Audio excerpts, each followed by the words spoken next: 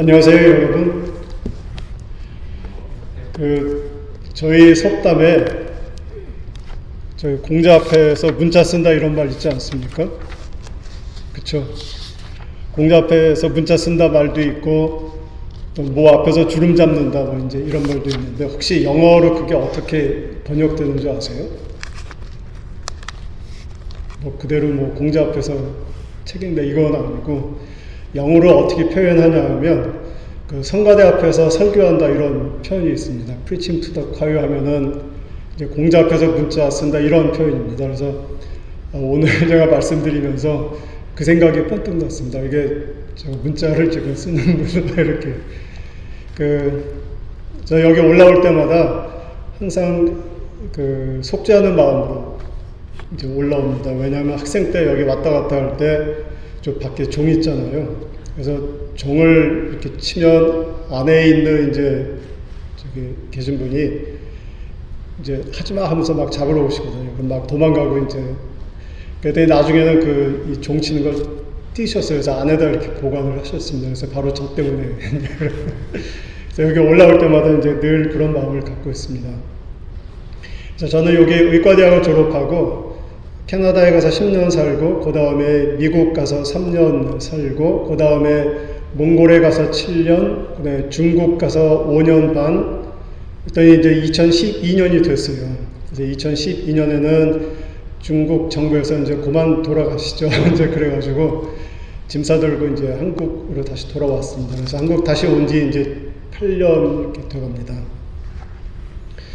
중국에 있을 때 중국에 있는 제가 있던 도시에 중국 의과대학이라고 있는데 거기서 주로 학생들 가르쳤습니다. 학생들 주로 가르쳤는데 제가 이제 밖에서 한 가지 일을 했는데 일주일에 한 번씩 제가 이게 녹화를 하고 있기 때문에 이렇게 조금 자유롭지 못한 부분이 있으니까 좀 양해해 주시기 바랍니다. 일주일에 한 번씩 가까운 고향을 떠난 사람들이 거기 이렇게 수용되어 있는 시설이 있어요. 그래서 그분들이 계신 그 시설에 가서 일주일에 한 번씩 이제 청진기 한번 대고 이제 체크업을 해줍니다. 왜냐하면 그 고향을 떠난 다음에 바로 한국으로 올 수 있는 것이 아니고 그 시설에 한 2, 3년, 뭐 빨리면 2년, 뭐 길면 3년 이렇게 기다렸다가 모든 게 다 완비가 되면 이제 한국에 오는 겁니다.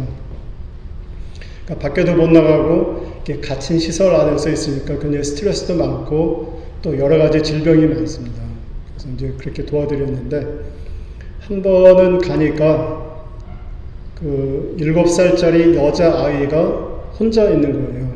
대개는 어른이 있거나 아이가 있으면 그 가족들하고 같이 있거든요. 근데 이렇게 이제 기록을 보니까 혼자 있어요. 뭐 이름이 지현이고. 그래서 이제 보면서 이상하기도 하고, 그래서 이름이 뭐니? 그랬더니 얘기를 안 합니다. 가만히 있고, 몇 살? 그랬더니 뭐, 이게 눈도 안 맞추고 커뮤니케이션이 전혀 안 됩니다. 그래서 아무튼 알았어. 그냥 다음에 보자. 그러고 이제 끝났는데, 얘기를 들었습니다. 담당하시는 선생님한테 얘기를 들으니까, 원래 고향에서 이제 가족끼리 잘 살고 있었는데, 부모님이 이제 고향을 떠났습니다. 고향을 떠났는데 3살짜리 동생이 있는데 동생만 데리고 떠나고 지연이한테는 너는 할머니하고 좀 살고 있어라. 아빠가 다시 몇 년 후에 돈 벌어서 다시 와서 너를 다시 데리고 가마. 이런 약속 한마디 놔두고 그냥 떠났어요. 그러니까 지연이는 어린 마음에 이제 그냥 상처를 입은 겁니다. 나를 부모님이 이제 더 사랑하지 않는구나. 나보다 내 동생을 더 사랑하는구나. 나를 떠났어. 이제 이런 상처를 받았습니다. 이제 아빠는 약속을 지켰습니다. 그래서 몇 년 있다가 이제 다시 와서 이제 지연이를 데리고 나왔습니다. 나왔는데 이제 바로 올 수가 없으니까 기관에 이제 맡기면서 청탁 부탁을 했습니다. 맡아주십시오. 이렇게 같이 있을 수는 없고, 기관에서는 아이를 혼자 받을 수는 없습니다. 이렇게 거절을 했는데 부모는 그래도 여기가 제일 안전하니까 좀 받아주십시오. 시간이 좀 걸려도 괜찮습니다. 하고 이제 억지로 부탁을 해서 맡기고 이제 한국으로 다시 들어오셨어요.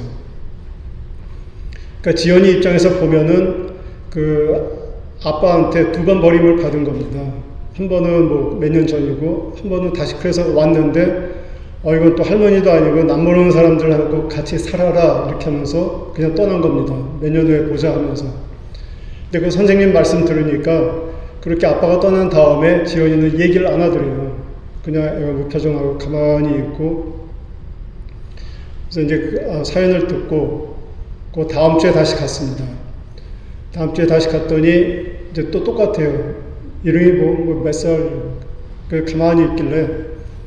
근데 얘기는 좀 해야 되지 않습니까? 그래서 지연아, 혹시 너 뭐 갖고 싶은 거 있으면 얘기해라. 아저씨가 사줄게. 뭐 구할 수 있는 거면 사줄게. 이렇게 이제 꼬셔봤어요. 했더니 눈이 조금 이렇게 커져요. 괜찮아. 그 얘기해. 이제 그렇게 해가지고 이제 달래가지고 얘기를 하라고 그랬더니 얘기를 합니다. 가방을 하나 사달래요. 근데 그냥 가방이 아니고 조건이 3개가 있습니다. 하나는 큰 가방, 핑크색, 그 다음에 토끼 그림이 있는 가방, 미국 다니는 걸 사달라고 합니다. 아마 어디서 봤나 봐요. 그래서 약속을 했습니다. 뭐 중국에 물건 많으니까 핑크색 토끼 그림이 있는 큰 가방 뭐 찾는 거는 그 문제는 아닐 것 같아요. 약속을 하고. 대신에 이건 아저씨가 너한테 그냥 줄 수는 없으니까 너도 아저씨한테 뭐 하나 줘야 돼. 이렇게 얘기를 했습니다. 그랬더니 이제 지연이가 갑자기 눈이 이제 글썽글썽한 거예요. 왜냐하면 자기 가진 게 아무것도 없거든요. 그래서 이제 막 저기 하는 지연이한테 아저씨한테 뭘 주냐 하면 너 아까 이렇게 들어올 때 보니까 크레용으로 뭐 그림 그리고 있던데 잘 그리더라. 그러니까는 아저씨한테 그림 하나만 그려주면 다음 주에 가방하고 바꾸자. 이제 그렇게 하고 이제 약속을 했습니다. 그 이제 저는 가서 아내하고 이제 중국에 있는 시장에 가서 가방을 찾으러 다녔습니다. 근데 그 큰 도시에 큰 시장에 핑크색 큰 가방은 있는데 토끼 그림이 있는 가방을 찾을 수가 없었어요. 그래서 결국 하루 종일 찾다 못 찾고 대신 양 그림이 있는 핑크색 큰 가방을 사가지고 그 다음 주에 이제 다시 갔습니다. 그래서 이걸 지연이한테 보여주면서 미안해, 내가 양 그림 있는 토끼 그림을 찾을 수가 없어가지고 그 양 그림이 있는 이 가방밖에 없다 이렇게 보여주고 자 바꾸자 이제 그랬습니다.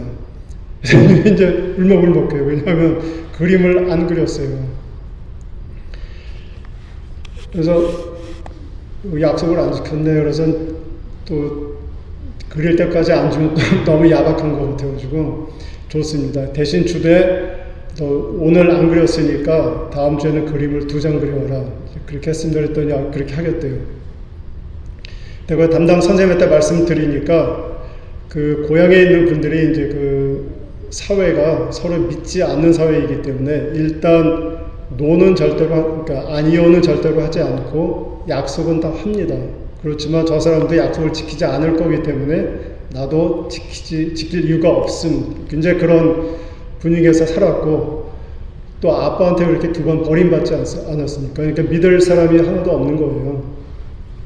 그래서 안 그리지 않았을까요? 이제 그렇게 설명을 하세요. 그래서 다음 주에 갔더니 진짜 이제 그림 2장을 이렇게 쭉 그려왔어요. 그래서 이제 그거를 받고 제가 그때 그 스마트폰에다 사진을 찍어서 이제 배경화면으로 깔아놓고 갈 때마다 네 그림 너무 좋아서 아저씨가 이렇게 이제 내 전화에 깔고 다닌다 이렇게 얘기를 했습니다. 그러면서 이제 얘기를 조금씩 트기 시작했어요. 이제 1-2달 정도 지난 다음에 그 지연이한테 뭐 슬쩍 물어봤습니다. 혹시 너 엄마 아빠 안 보고 싶니? 그랬더니 이제 그 7살이잖아요. 근데 그 7살짜리 아이가 그런 표정이 나오는 걸 상상을 못했습니다. 그 분노하고 그런 화가 난 그 얼굴을 하면서 아주 단칼에 아니요, 안 보고 싶으면 그 살기가 막 이렇게 나오는 거예요. 그래서 참 큰 상처를 입었구나 이제 생각이 들었고 이제 제가 뭐 언제 그 지연이가 이제 떠날지는 모르지만 제가 할 일은 그러니까 부모를 이해하고 널 버린 게 아니고 워낙에 부모님도 너를 위한 좋은 계획이 있었었고 기다리는 것 뿐이다. 뭐 이렇게 이제 화해시켜주는 게 제가 할 수 있는 가장 좋은 일이 아닌가 이렇게 생각을 했었습니다. 그래서 이제 일주일에 한 번씩 만날 때마다 뭐 이제 저희 가족 얘기도 해주고 뭐 알파벳도 가르쳐주고 발을 안 시켜서 제가 발 시켜주는 적도 있었고 아주 친하게 지냈어요. 그러다가 이제 몇 달 지난 다음에 그 지연아 너 안 보고 싶니? 엄마 아빠 안 보고 싶니? 이제 그랬더니 그때는 아니요는 아니고 이제 그렇지만 또 예도 아니지만 가만히 이렇게 뭔가 생각하는 그런 가만히 있어요. 그래서 그때 생각에 이제 조금 이해가 됐구나. 이제 그렇게 화내면서 아니요 하고 그렇게 단칼에 잘라버리진 않은 것 보면 이제 어머님을 또 부모님을 조금씩 이해하기 시작을 했고 용서가 되나 보다 이제 그런 좀 안도감을 갖게 됐습니다. 그래서 이제 몇 달만 조금 더 저기 하면은 더 잘 이해하겠구나 이렇게 생각을 했습니다. 근데 이제 몇 달 있다가 이제 작별 인사도 못하고 이제 갑자기 이제 부모한테 가게 됐습니다. 그래서 저는 갔습니다 이렇게 소식만 들었어요. 그래서 그 이후에 이제 더 보지는 못했지만 뭐 부모님하고 잘 화해하고 또 이해하고 잘 살고 있겠거니 그렇게 생각을 하고 있습니다. 지연이하고 이렇게 만남을 쭉 생각해 보다가 이렇게 만나면서 늘 든 생각이 하나님과 나와의 관계가 이런 모습일 때가 참 많겠구나 그런 생각을 하게 됩니다.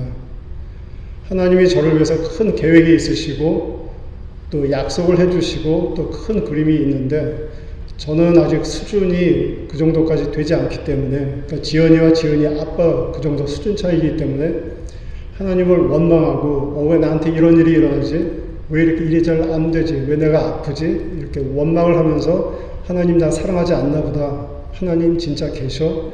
이렇게 원망하는 때 많지 않을까 이제 그런 하나님과 저와의 관계를 생각해 보게 됐고 이제 또 하나 생각한 것은 내가 이렇게 원망하고 있을 때 또 하나님께 불평하고 있을 때 하나님은 저를 쳐다보면서 어떤 생각을 하고 계실까 그런 생각을 하게 됩니다. 같이 화를 내면서 너하고는 진짜 수준 차이 나서 못 살겠다. 너 그 말도 못 믿니? 그 약속도 못 믿니? 하면서 이제 좀 나가라 뭐 이러실까? 아니면 뭐 그냥 잠자코 기다리실까? 아니면 그냥 웃으시면서 다 그럴 때가 있다. 내가 기다리고 있다 하면서 이렇게 위로해 주실까? 이제 여러 가지 생각을 해보게 됩니다. 여러분은 어떠실 것 같으세요? 하나님이 그 세 가지 중에 막 화내실 것 같습니까? 아니면 그냥 무표정하게 있으실 것 같습니까? 아니면 인자하게 기다리고 계실 것 같습니까? 예.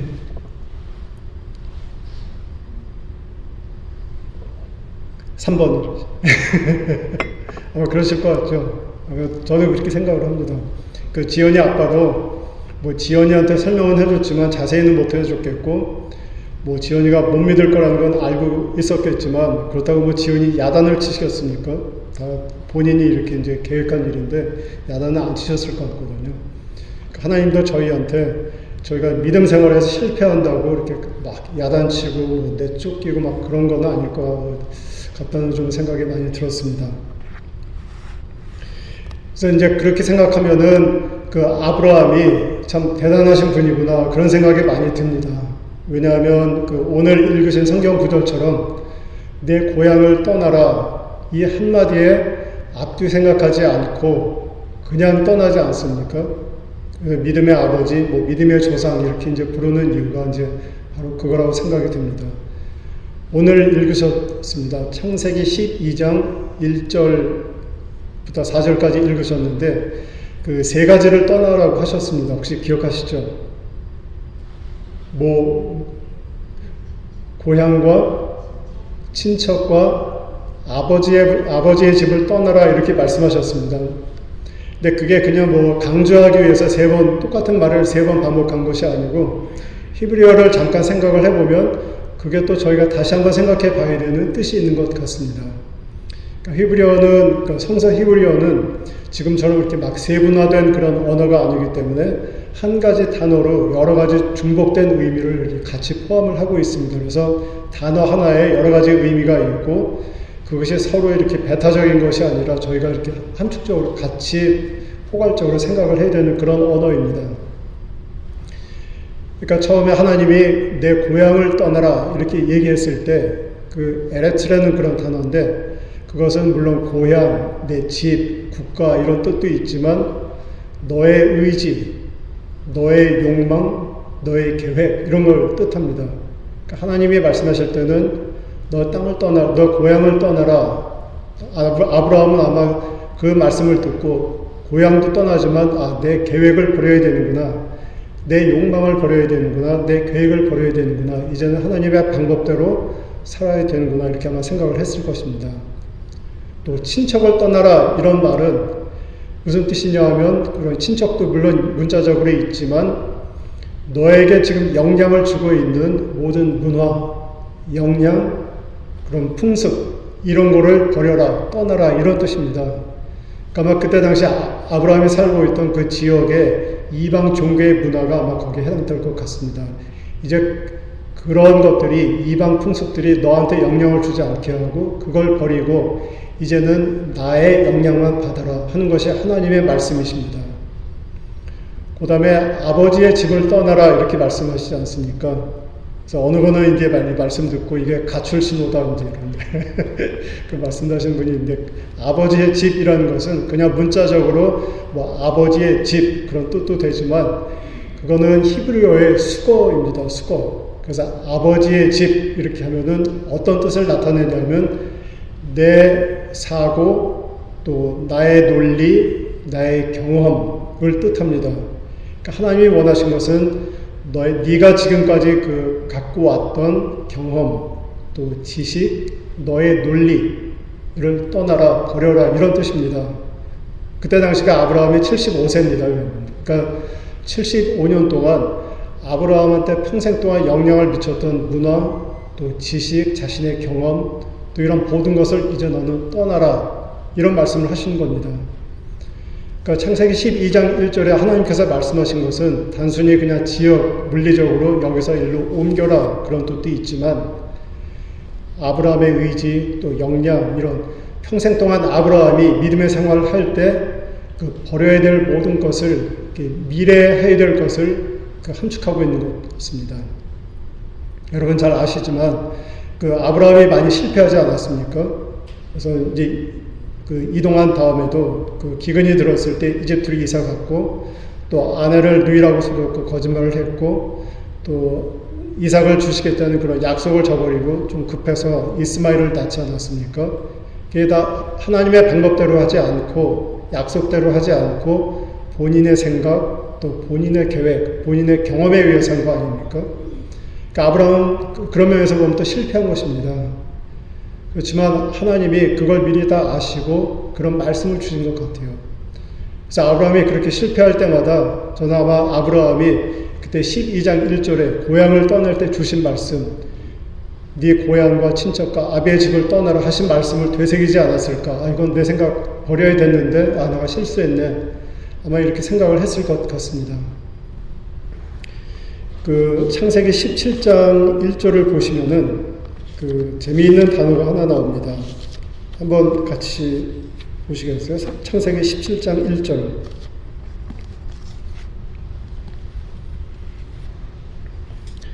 아브라함이 99세 때, 그러니까 아브라함이 이제 한 20년 더 지나가지고 99세, 100세가 됐습니다. 여호와께서 아브라함에게 나타나서 그에게 이르시되 나는 전능한 하나님이라 너는 내 앞에서 행하라 완전하라 이렇게 말씀을 하십니다. 근데 재미있는 게 내 앞에서 행하라 이거 이제 내 앞에서 걸어라 내 앞에서 걸어다녀라 이제 이런 이제 뜻인데 히브리 말로는 하탈라케라는 그런 한 단어입니다. 근데 이게 무슨 단어냐 하면은 걸음마를 지금 막 배우는 아기들 있지 않습니까? 애기들 걸어봐 이렇게 막 할 때 부모들 아니면 할머니 할아버지들 어떻게 합니까? 이렇게 앞에서 이리 와 하면서 걸어봐 이렇게 하지 않습니까? 그때 히브리 사람들이 쓰는 단어가 하탈라케 이런 단어였었습니다. 여러분 생각해 보세요. 그런 아이한테 쓰는 단어인데 하나님이 99세, 100세 된 아브라함한테 너 내 앞에서 걸어봐 이제 이런. 그래서 저는 아브라함이 하나님이 너 내 앞에서 걸어봐 걸음마 이렇게 할 때 하나님하고 아브라함하고 같이 아마 굉장히 같이 웃지 않았을까 그런 생각이 듭니다. 왜 내가 100살인데 3살짜리 애한테 쓰는 단어를 왜 나한테 쓰시나 아마 그렇게 쓰셨거든요. 그래서 여기서 알 수 있는 거는 하나님이 100세가 됐든 200세가 됐든 저희의 믿음을 보시는 것은 아브라함한테 내 앞에서 행하라, 내 앞에서 걸어라 하는 것처럼 네가 걸을 수 있고 그렇지만 나는 네가 넘어질 거 다 기대하고 있고 그거 상관치 않아. 그냥 걸어봐. 나하고 내가 같이 있는 것이 네가 완전해지는 비결이야. 아마 이렇게 가르쳐주는 것 같습니다. 그런 거 보면은 아브라함이 그런 믿음의 그 소명을 받았을 때 저희도 똑같이 받지 않았습니까? 저희가 평생 어떻게 믿음의 길을 살아야 되는지 하나님이 보여주셨고 또 하나님이 저희한테 주시는 말씀도 내 앞에서 걸어봐, 걸음마 해봐, 너 넘어져도 괜찮아, 그냥 와봐 이렇게 막 걸음마 이렇게 하시는 게 아닌가 생각이 듭니다.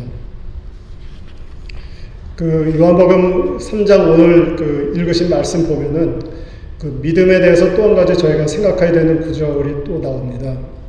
그 모세가 놋뱀을 이렇게 들은 것처럼 나도 이렇게 들려야 하느니라 이렇게 말씀하시지 않았습니까?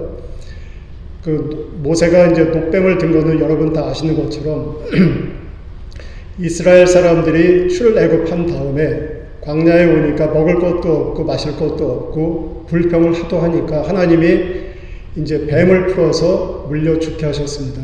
그때 모세가 살려주세요 이렇게 이제 했더니 그 방법이 그 놋뱀을 만들어서 장대 위에다 들어라. 그러면 사람들이 그걸 쳐다보면 살리라 이런 약속이십니다. 굉장히 간단한 그런 약속이십니다. 그냥 막 죽어가는 사람한테 너 저거 쳐다봐. 너 쳐다보면 살아. 그냥 고개만 까딱하면 되니까 쉬운 약속 같은데 사실은 그것은 아닌 것 같아요.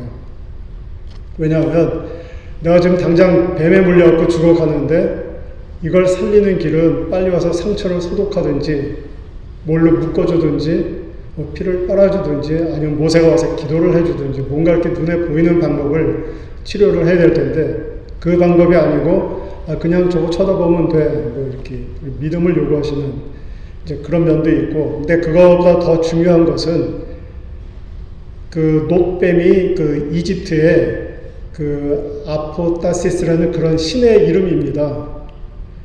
그러니까 뱀의 신인데 그 놋으로 되어 있고 그게 죽음의 신, 그 다음에 어둠의 신입니다. 근데 이집트 사람들은 그 아포테시스라는 그런 그 놋뱀으로 된 그 뱀신을 경외를 해야 되지 않습니까? 그 놋뱀 신을 아포테시스를 경외하는 방법은 절대로 이렇게 쳐다보면 안 된다고 합니다. 반드시 고개를 숙여야 되고 그 다음에 이렇게 자기 소원을 먹기 이렇게 하는 거겠죠. 그래서 이렇게 쳐다보면 나한테 나쁜 일이 일어나고 내가 최악은 내가 죽을 수도 있고 영원히 어둠의 신이기 때문에 어둠 속에서 살 수 있다. 이제 이런 게 그런 아포테시스라는 신입니다. 그러니까 이스라엘 사람들도 그 애굽에서 400년 이상 살았기 때문에 그 놋뱀이 상징하는 것은 어떤 의미인지 너무나 잘 알고 있는 사람들입니다. 근데 하나님은 모세를 시켜셔가지고 놋뱀을 만들어. 그리고 이 놋뱀을 쳐다보면 살리라. 그러니까 내가 경험한 것과는 완전 정반대의 그런 말씀을 해주시는 것입니다. 간단한 것 같지만 막상 이 이스라엘 사람들한테는 내가 저거 잘못 쳐다보면 죽는데 삶과 죽음의 갈림길에서 해야 되는 그런 선택이었던 것입니다. 또 하나님이 주신 메시지는 너 진짜 이제 나를 믿을래?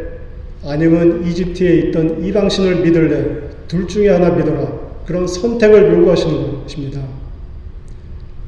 그래서 예수님이 자신이 십자가에서 돌리신다 이런 말씀을 그 모세가 든 놋뱀에 비유하신 것은 저희가 예수님을 믿는다는 것이 그냥 뭐 단순한 믿음, 단순한 선택이 아니고 그때 몇천 년 전에 이스라엘 사람들처럼 삶과 죽음 사이의 선택이었고 내가 예수님을 믿을까 다른 이방신을 만들까 아주 굉장히 심각한 선택을 해야 되는 그런 상황인 것입니다. 하나님께서는 저희한테 그런 믿음을 요구하셨습니다. 이제 마지막으로 제가 존경하는 그 선교사님 한 분 말씀을 이제 드리고 마치겠습니다. 그 미국 그 외과 선교사님이십니다. 성함이 데이빗 탐슨이라는 선교사님이고 지금 아프리카에서 평생 동안 아직도 사역을 하고 계세요. 이분 부모님은 그 베트남 전쟁 당시에 그 월남 베트남에서 그 선교사로 이제 사역을 하고 계셨어요. 근데 이분은 그때 이제 초등학교 다녔고 본인은 의료 선교사가 되는 게 워낙에 꿈이었기 때문에 이제 대학교 때는 미국으로 왔습니다. 미국에서 이제 대학교 1학년 다니고 있는데 한 번은 학장실에서 연락이 왔습니다. 빨리 데이빗 학장실로 오십시오.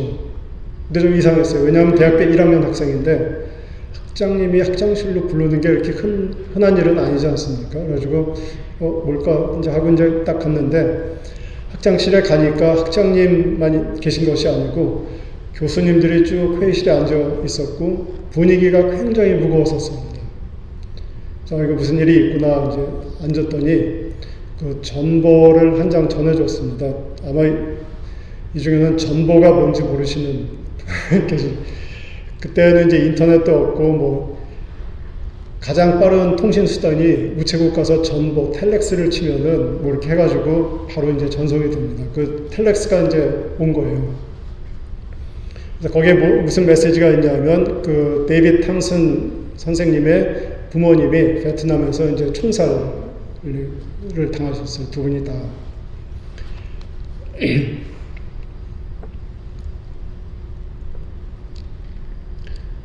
그래서 이제 그 소식을 듣고 집에 가서 그 하나님한테 왜요 이제 3일 동안 계속 여쭤봤답니다.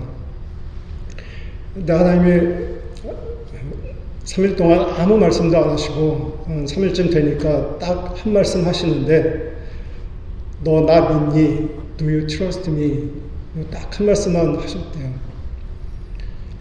그 말씀 믿고 당장 뭐 이렇게 적용은 아니지만 하나님께서 나한테 요구하는 것은 이거 다 하나님이 알고 계셨고 또 하나님이 앞으로 어떻게 하실 것도 아는 거구나. 그래서 그런 이제 믿음의 마음이 조금 생기셨다 이렇게 말씀을 하십니다. 저희 생각에는 뭐 이유도 장황하게 설명해 주시고 또 앞으로의 계획도 장황하게 설명해 주시면 참 위안이 될 텐데 하나님께서 말씀이 좀 없으신지 이렇게 Do you trust me? 한 말씀만 이렇게 하시는 것 같아요. 저희 오늘 갖게 되는 믿음도 아마 하나님 설명을 해 주시고 싶어도 저희가 잘 이해도 되지 않는 부분이 있고 또 믿음이 있어야지만 또 하나님과 또 저의 관계도 또 이렇게 연합이 되지 않습니까? 일단 하나님이 저희한테 요구하시는 것은 그런 말씀 한마디, 그러니까 하나님 입장에서 한번 생각해 보고 하나님을 전적으로 신뢰하는 것, 아브라함처럼 하나님을 따르는 것이 아닌가 그렇게 생각이 됩니다. 여러분 이제 대강절 또 부활절 맞으시면서 또 믿음에 대해서 다시 한번 깊이 생각하는 그런 나날 하루하루가 됐으면 좋겠습니다. 감사합니다.